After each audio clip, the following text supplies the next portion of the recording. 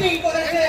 সেই পরিপ্রেক্ষিতে আমি আপনাদের অনুরোধ করব, আমরা মুরাদ ভাইয়ের আমাদের 31 দফার আলোকে তিনি যে 31টা দফা দিয়েছেন সেইখানে মানুষের জীবন। জাতীয় বিপ্লব ও সংহতি দিবসে 50 বছর উপলক্ষে ঢাকার ধামরাইয়ে বর্ণাঢ্য র্যালি ও সমাবেশ করেছেন ঢাকা জেলা যুবদলের নেতাকর্মীরা।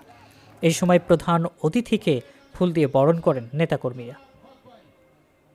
শুক্রবার বিকেলে ধামরাই উপজেলার কাওয়ালিপাড়া বাস স্ট্যান্ডে এই সমাবেশ করা হয়।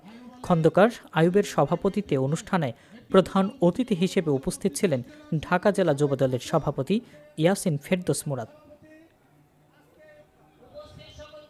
আওয়ামী লীগের 16 বছর দেশ শাসনামলের বিভিন্ন অপকর্মের কথা তুলে ধরে বিএনপির বিগত দিনের বিভিন্ন কর্মকাণ্ডের কথা উল্লেখ করে বক্তব্য রাখেন জেলা যুবদলের এই নেতা। এ সময় সমাবেশে বিএনপির সকল অঙ্গ সংগঠনের নেতাকর্মীরা উপস্থিত ছিলেন। শিক্ষা থেকে শুরু করে, কৃষি থেকে শুরু করে, এইখানে নারীর উন্নয়ন থেকে শুরু করে আবার বিদ্যা বনিতা সকল শ্রেণী পেশার মানুষের জন্য